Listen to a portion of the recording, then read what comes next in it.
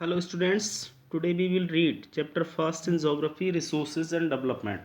First of all, we will read what is resources. In the previous classes we have also read about the resources, and as you know that everything available in our environment which can be used to satisfy our needs, provided it is technologically accessible, economically feasible, and culturally acceptable, can be termed as resource. Student, जैसा आप जानते हैं कि resources क्या होता है। Resource का मतलब होता है जो कुछ भी हम अपने एनवायरनमेंट में, अपने पर्यावरण में उपलब्ध पाते हैं, वो सब क्या है, रिसोर्सेज है, जो कि हमारी आवश्यकताओं को पूरा करते हैं, हमारी नीड्स को पूरा करते हैं। जब हम उनको तकनीक के माध्यम से प्राप्त करते हैं या आर्थिक रूप से या सांस्कृतिक रूप से उनको जो है एक्सेप्ट करते हैं, तो उन सबको क्या कहा जाता है, रिसोर्स कहा जाता है। और रिसोर्स में ये सभी चीज़ें इंक्लूड होती हैं, जैसे पेन है, पेंसिल है, ठीक है, या फर्नीचर है, या विंडो है, या बुक्स हैं, एवरीथिंग जो कुछ भी हमें एनवायरनमेंट से प्राप्त हो रहा है, सब कुछ क्या है, रिसोर्सेज है। The process of transformation of things available in our environment involves an interactive relationship between nature, technology and institutions. Human beings interact with nature through technology and create institutions to accelerate their economic development. तो ये जो process होता है, जब हम वस्तुओं को transform करते हैं जो कि हमारे एनवायरनमेंट में उपलब्ध होती हैं और इन्वॉल्व होती हैं, और इनके बीच में एक रिलेशन होता है, एक संबंध होता है नेचर से, जो उससे इंटरेक्ट करते हैं, उसमें टेक्नोलॉजी और इंस्टीट्यूशंस होते हैं, क्योंकि तकनीक के माध्यम से ही हम उनको प्राप्त करते हैं। जो ह्यूमन बींग्स होता है, जब वो नेचर से इंटरेक्ट करता है, मानव जब प्रकृति के साथ इंटरेक्ट करता है, तो वो टेक्नोलॉजी के माध्यम से इंटरेक्ट करता है, इंस्टीट्यूशंस को क्रिएट करता है और उसको एक्सेलरेट करता है, जिससे कि एक आर्थिक विकास संभव हो सके। क्या आप जानते हैं, do you think that resources are free gift of nature? क्या आप सोचते हैं कि जो संसाधन होते हैं वो हमें नेचर से प्राप्त कुछ फ्री गिफ्ट होते हैं? As is assumed by many, there are not. Resources are a function of human activities. Resource क्या होते हैं, वो फंक्शन होते हैं, जो मानवीय क्रियाएं होती हैं उनके कुछ फंक्शंस हैं। Human beings themselves are essential components of resources. They transform material available in our environment into resources and use them. जो भी संसाधन हैं जो हमें नेचर से प्राप्त हो रहे हैं, ठीक है, और जो एक आवश्यक कंपोनेंट होते हैं रिसोर्स के रूप में, और जब उनको ट्रांसफॉर्म किया जाता है मटेरियल के रूप में, जो भी हमारे एनवायरनमेंट में उपलब्ध है, उन सबको रिसोर्स कहते हैं, जिनका हम प्रयोग करते हैं। These resources can be classified in the following ways. ये जितने भी संसाधन हैं उनको हम कई तरीक़ों से जो है उनको क्लासीफाई कर सकते हैं। सबसे पहला है on the basis of origin, biotic and abiotic. इसको उत्पत्ति के आधार पर, उत्पत्ति के आधार पर ये दो प्रकार के होते हैं, बायोटिक और अबायोटिक, जैव और अजैव। दूसरा होता है on the basis of exhaustibility, renewable and non renewable. जो एक्सहॉस्टेबिलिटी होती है तो उसके आधार पर जो है दो प्रकार के संसाधन होते हैं, जिनको हम परंपरागत और गैर परंपरागत संसाधन कहते हैं। On the basis of ownership, स्वामित्व के आधार पर, individual, community, national and international, यानी व्यक्तिगत जो होते हैं और राष्ट्रीय और अंतर्राष्ट्रीय। On the basis of status of development, और विकास के आधार पर, potential, developed stock and reserves. तो ये सभी जो हैं रिसोर्सेज के प्रकार हैं, उनको हम रिसोर्सेज को क्लासीफाई कर सकते हैं कि वो किन किन प्रकार के जो है संसाधन हमें नेचर से प्राप्त होते हैं। तो यहाँ पर ये जो आपको लिस्ट दी गई है, और ये जो एक जो डायग्राम आपको दिखाया गया है, इसमें क्लासिफिकेशन ऑफ रिसोर्सेज है, यानी कि संसाधनों का वर्गीकरण। तो संसाधनों को दो प्रकार से डिवाइड किया गया है, पहला है नेचुरल और दूसरा है ह्यूमन। तो नेचुरल रिसोर्सेज कौन से होते हैं? नेचुरल में आपके रिन्यूएबल और नॉन रिन्यूएबल आते हैं, और रिन्यूएबल में आता है आपका कंटिन्यूस या फ्लो, दैट इज़ विंड और वाटर। और दूसरा आता है बायोलॉजिकल, बायोलॉजिकल में आता है नेचुरल वेजिटेशन, यानी फॉरेस्ट और वाइल्ड लाइफ आते हैं। नॉन रिन्यूएबल जो होता है उसमें रिसाइक्लेबल होता है, और दूसरा नॉन रिसाइक्लेबल होता है, जिसको हम रिसाइकल कर सकते हैं, जैसे कि मेटल्स होते हैं इनको रिसाइकिल किया जा सकता है। दूसरा होता है नॉन रिसाइक्लेबल, जैसे फॉसिल फ्यूल्स होता है, जैसे पेट्रोलियम होता है, नेचुरल गैस होता है, ये सभी इसमें इंक्लूडेड होते हैं। जो ह्यूमन रिसोर्सेज होते हैं वो दो प्रकार के होते हैं, जिनको हम स्ट्रक्चर एंड इंस्टीट्यूशंस कहते हैं। दूसरा होता है क्वांटिटी एंड क्वालिटी। तो ये ह्यूमन रिसोर्सेज में जो है इंक्लूडेड होते हैं। अब हम नेक्स्ट जो है पढ़ेंगे टाइप्स ऑफ रिसोर्सेज, यानी कि रिसोर्सेज के कितने प्रकार होते हैं। तो सबसे पहले on the basis of origin, उत्पत्ति के आधार पर दो प्रकार के रिसोर्सेज होते हैं। पहला होता है बायोटिक रिसोर्स और दूसरा होता है अबायोटिक रिसोर्स। बायोटिक को हम जैव संसाधन कहते हैं। ये वो रिसोर्स होते हैं जो हमें बायोस्फीयर से प्राप्त होते हैं, यानी जैव मंडल से जो हमें प्राप्त होते हैं, जैसे कि ह्यूमन बींग्स हैं, फ्लोरा एंड फौना है, एंड फिशरीज है, लिव स्टॉक है ना, यानी प्लांट और एनिमल्स इसमें इंक्लूडेड होते हैं, और फिशरीज होता है और लिव स्टॉक होता है। दूसरा होता है अबायोटिक रिसोर्सेज, जिसको अजैव संसाधन कहा जाता है। All those things which are composed of non living things are called abiotic resources. जितनी भी नॉन लिविंग थिंग्स होती हैं, जो निर्जीव वस्तुएं होती हैं, ठीक है, वो सभी अबायोटिक रिसोर्सेज में आती हैं। जैसे रॉक्स है, मेटल्स है, ये सभी अबायोटिक रिसोर्सेज के ही पार्ट होते हैं। अगला होता है ऑन द बेसिस ऑफ एक्सहॉस्टेबिलिटी।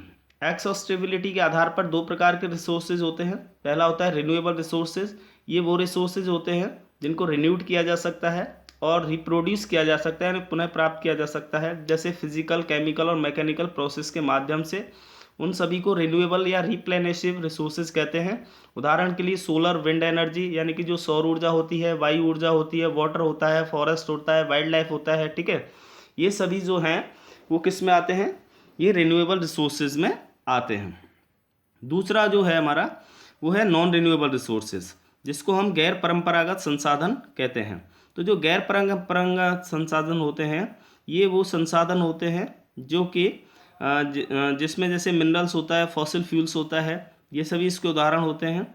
और ये जो रिसोर्सेज हैं इनको बनने में मिलियन ऑफ ईयर्स, यानी कि लाखों वर्ष जो है लग जाते हैं इनके फॉर्मेशन में।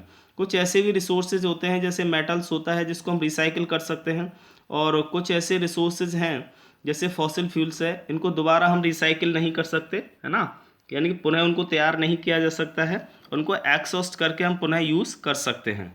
तो जो नॉन रिन्यूएबल रिसोर्सेज के सबसे बेटर एग्जांपल माने जाते हैं, उसमें पेट्रोलियम है, नेचुरल गैस है, कोल है, ये सभी इसमें जो है इंक्लूडेड होते हैं। कोयला होता है, प्राकृतिक गैस होती है, पेट्रोलियम प्रोडक्ट्स होते हैं। रिन्यूएबल में सोलर एनर्जी होता है, विंड एनर्जी होता है, टाइडल एनर्जी होता है ना, हाइड्रो इलेक्ट्रिक एनर्जी होता है, फॉरेस्ट होता है, वाइल्ड लाइफ होता है, वाटर होता है। तो ये सभी जो है ये रिन्यूएबल रिसोर्सेज के ही पार्ट कहे जाते हैं। नेक्स्ट जो है वो है हमारा on the basis of ownership, यानी कि स्वामित्व के आधार पर जो रिसोर्सेज होते हैं उनमें सबसे पहला आता है इंडिविजुअल रिसोर्सेज। इसको हम व्यक्तिगत संसाधन कहते हैं। These are also owned privately by individual, जो कि किसी व्यक्ति के द्वारा या किसी व्यक्तिगत रूप से जो है उन पर स्वामित्व होता है। बहुत सारे जो फार्मर्स होते हैं उनके पास अपनी भूमि होती है, जिसे कि उनके लिए अलॉट किया जाता है सरकार के द्वारा against the payment of revenue, है ना। तो in villages there are people with land ownership, क्योंकि गांव के अंदर जो ज़मीन होती है उस पर फार्मर्स को एक मालिकाना हक प्राप्त होता है ना, उसकी ऑनरशिप होती है। तो ये जो सभी रिसोर्सेज होते हैं वो इंडिविजुअल रिसोर्सेज में आते हैं।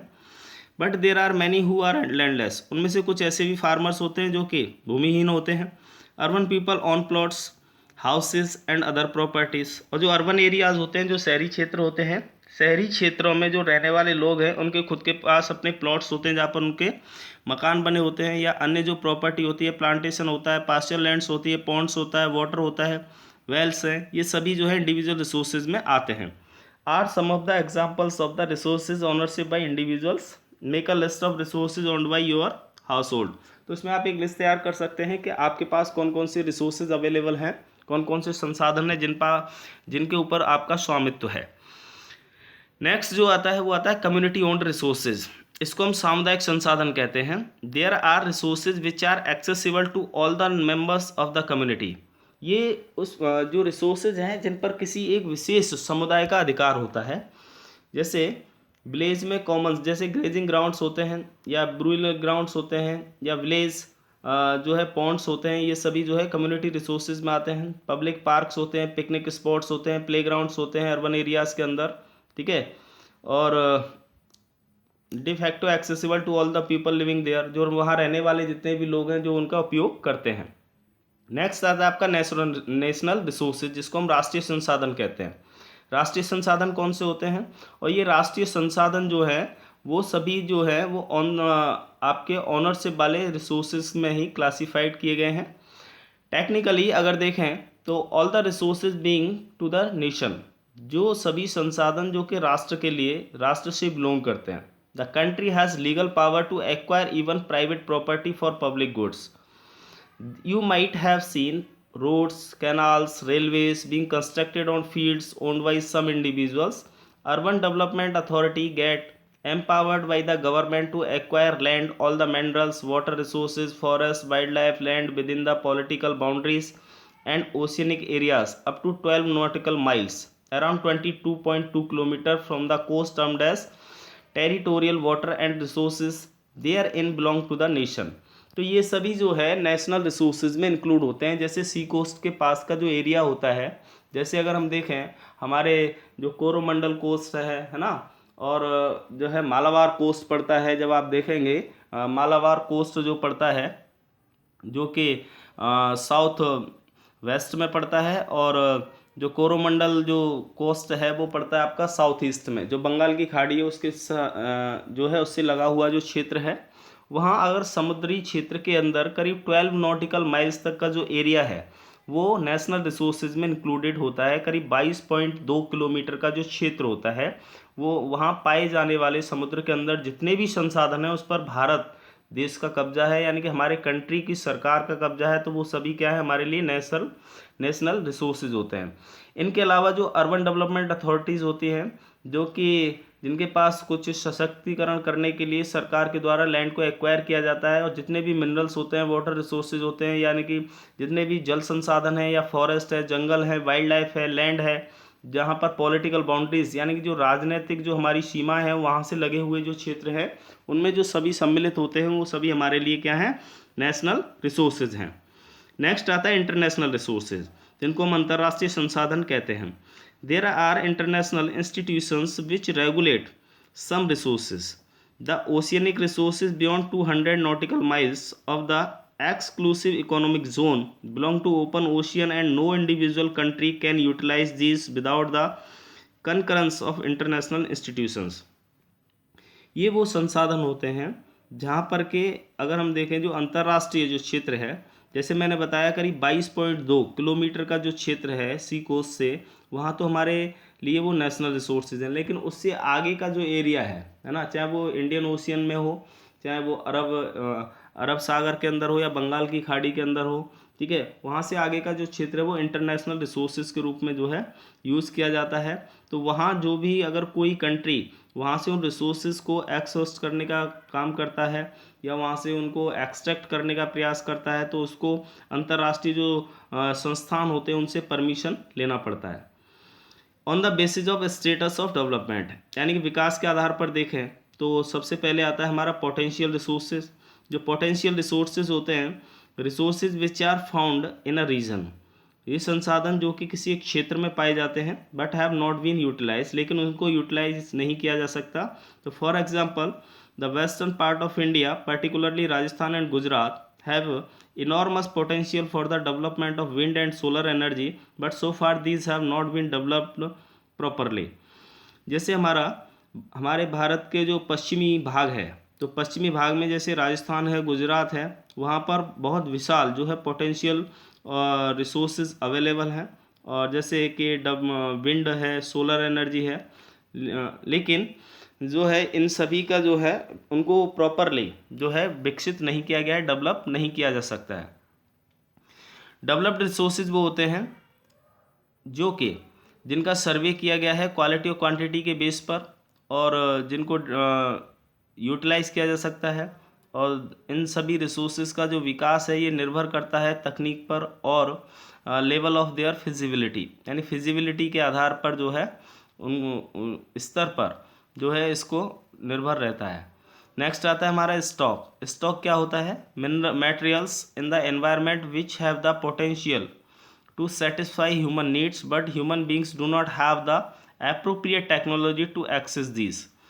जो स्टॉक होता है उसमें जितने भी मटेरियल्स होते हैं जो हमें एनवायरनमेंट से मिलता है, जो कि जिसमें काफ़ी पोटेंशियल है और जो ह्यूमन नीड्स को सेटिस्फाई करता है, लेकिन ह्यूमन बींग्स जो होते हैं, जो मानव होते हैं, है ना, जो ह्यूमन बींग्स है उनको एप्रोप्रिएट यानी कि एक टेक्नोलॉजी के माध्यम से उनको एक्सेस नहीं करते हैं। आर इंक्लूडेड अमोंग स्टॉक, तो ये सभी स्टॉक में जो है इंक्लूडेड होते हैं। For example water is a compound of two gases, जैसे पानी जो होता है वो दो गैसेस का मिक्सचर होता है, कंपाउंड होता है, जैसे हाइड्रोजन होता है और ऑक्सीजन होता है। तो hydrogen can be used as a rich source of energy, तो हाइड्रोजन का जो उपयोग है वो एक सोर्स ऑफ एनर्जी के रूप में किया जाता है। जबकि लेकिन we do not have advance technical know how to use it for this purpose, ठीक है, लेकिन इसकी जो एडवांस टेक्नोलॉजी है उसको कैसे प्रयोग किया जाए वो नहीं जानते हैं। तो hence it can be considered as stock, अतः इसको एक स्टॉक के रूप में कंसिडर किया जाता है। Reserves are the subset of the stock, जो रिजर्व्स होते हैं वो कहीं ना कहीं जो है स्टॉक का सबसेट होता है, which can be put into use with the help of existing technical know how but the use has not been started. These can be used for meeting future requirements. River water can be used for generating hydroelectric power, but presently it is being utilized only to a limited extent. Thus, the water in the dams, forests, etc. is a reserve which can be used in the future. तो जो reserves होते हैं उसमें हमारे जितने भी हमने dams बनाए हैं, है ना, नदियों के ऊपर जो डैम्स बनाए हैं या फॉरेस्ट एरियाज जो होते हैं जो कि एक रिजर्व्स के रूप में काम करते हैं, रिवर वाटर होता है जहाँ से हम हाइड्रो इलेक्ट्रिक पावर जो है क्रिएट करते हैं, तो ये सभी जो है वो रिजर्व्स के अंदर आते हैं। अब हम पढ़ेंगे डेवलपमेंट ऑफ रिसोर्सेज, यानी कि जो संसाधन होते हैं उनका विकास कैसे किया जाता है, उसके बारे में हम आगे जो है नेक्स्ट वीडियो में चर्चा करेंगे। और इसके अलावा एजेंडा 21 क्या रहा है, रियो डी जेनेरियो अर्थ समिट क्या रहा है, उसके बारे में भी हम नेक्स्ट वीडियो में जो है चर्चा करेंगे। ओके।